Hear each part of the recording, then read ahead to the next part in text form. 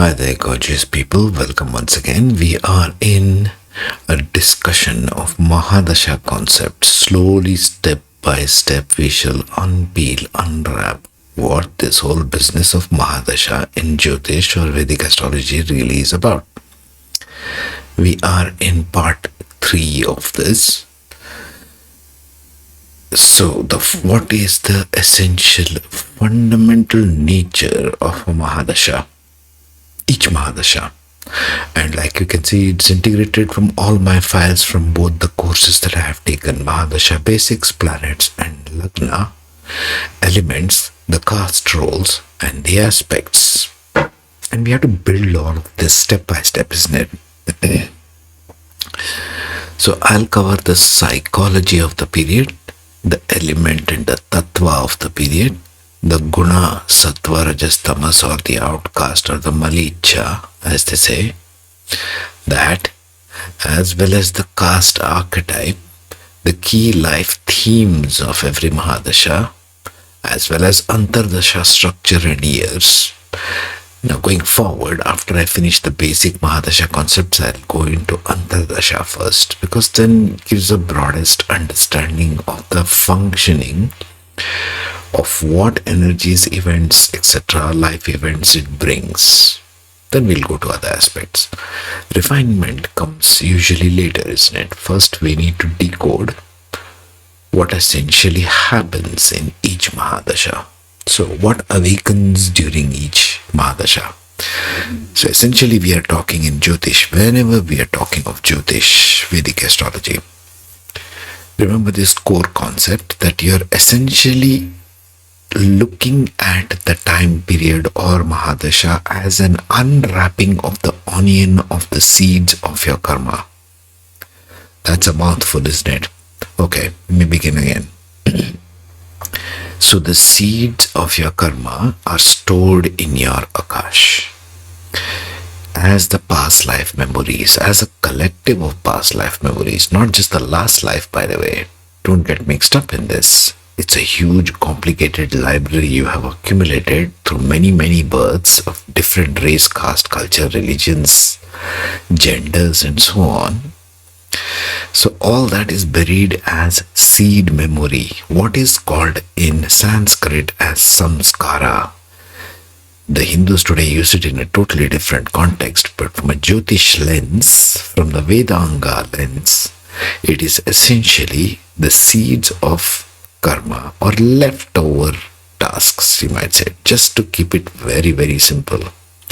It is the leftover tasks from your previous lifetime which you're bringing forward into this particular lifetime. How does it play out, you might ask? Well, here's an essential concept of samskara or the seeds of karma, which are latent, which are potential. Think of them as some physical seeds of a fruit or a plant or a tree, isn't it? Let's say a mango tree. The seed is there. You can plant it. If you plant it out of season, it'll wait for the season to arrive in order for it to sprout. Not only that, the conditions, the external conditions which must meet in order for that seed to sprout must be perfect, isn't it? The soil must be perfect. The watering must be perfect. You have to give the right kind of fertilizers. You have to look after it, nurture it, get rid of the parasites, put some insecticide, pesticide, whatever it is. Only if you take care, just like we take care of a newborn human baby, all moms know this, you have to take care of it. It is in a very tender stage, the baby. So you have to constantly give it attention, constantly nurture it, protect it, feed it, clothe it, and so on. I'm giving you analogies here just so it's clear how this karma is playing out in your life. It's very important to get this first. People think karma lands from some abstract place. No, it doesn't. It lands from your Akasha, etheric memory, you might say. So from your Akasha, the karmic seed, which is already there are tons of them, by the way, lots of seeds, and those seeds will take root and in the perfect soil, in the perfect circumstance, under the right timing. That's what we are discussing, isn't it, Mahadasha? So, under the right timing, it clicks in like a complex cosmic time gear. If you have opened a watch and seen those tiny little gears all meshed with one another, think of this as a cosmic gear system. One tiny gear moves, it'll move all the other big ones, isn't it? So we are in a gear meshed with the cosmic time system, which will keep bringing you all these karmas from time to time, according to each Mahadasha, according to your planets, according to your points, divisional charts, all the rest of it. It'll keep bringing that, and it'll keep showing up in your life. And how?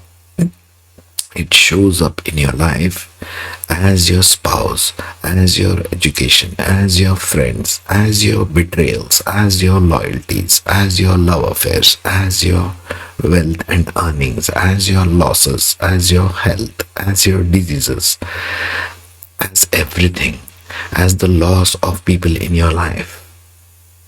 Either they go away or they die, one of the two, but eventually it will show up as one or more of these events. Every single thing playing in your life, including your own immediate parents, your family, your kids, your neighbors, everything can be told from Jyotish. But how does that click in the Mahadasha system is all about timing. People come to me and ask, when does this happen, Mr. Arun? When will I get this particular business growth, for example? My last couple of clients. So they will say, I have a business and I have to grow it. And I'm thinking of doing this, that, the other. Well, when will it go? When will it start? When will I keep growing more? Also, because Indians understand this here, this is a very old science here. People have been following it for millennia. So they understand some basics at least here. I'm bringing this to the worldwide thing. So I have to go to different cultures and talk in their language, isn't it? That's why the slow and lengthy explanation here. Okay, so when does this play out depends upon what is clicking in the clock. Suppose a businessman comes to me and says, I want to know when to invest my money. I want to invest in stock market. Okay, when do I invest, Mr. Astrologer? And so I will look at his chart. I will go to his Mahadasha. Of course, I'll see the planets and everything placed. Obviously, he has money to invest. That's why he's coming to me in the first place, isn't it? So I will go to his Mahadasha chart. I will see what Mahadasha and what Antardasha is currently running. And then I will compare it to his wealth houses, maybe, or 5th house or 11th house, anything. Investment in stock market is 5th house, 11th house is the gains. All the rest of it I have to compare lots of things. And then I will make the call. And I will tell him, look, this is not the right time to invest. Wait for a year. Your timing is such that it might undergo losses. Why do you want to lose the hard-earned money you have earned? Isn't it? That doesn't make any sense at all. Obviously, we want the good stuff. Or somebody else comes to me saying, Mr. Astrologer, I want to change my career. What kind of career to choose? Okay. So I tell based on all the rest of it, what readings I give, and then I tell them, okay, this are your choices, like the highest, shortlisting the choices, isn't it? So I'll shortlist the choices and tell that's what you got to do. That's where you got to go. So the next question becomes when. And so I will tell them, look, wait for some time.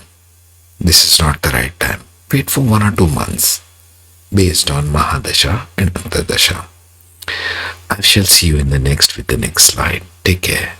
Be safe. Be awesome today.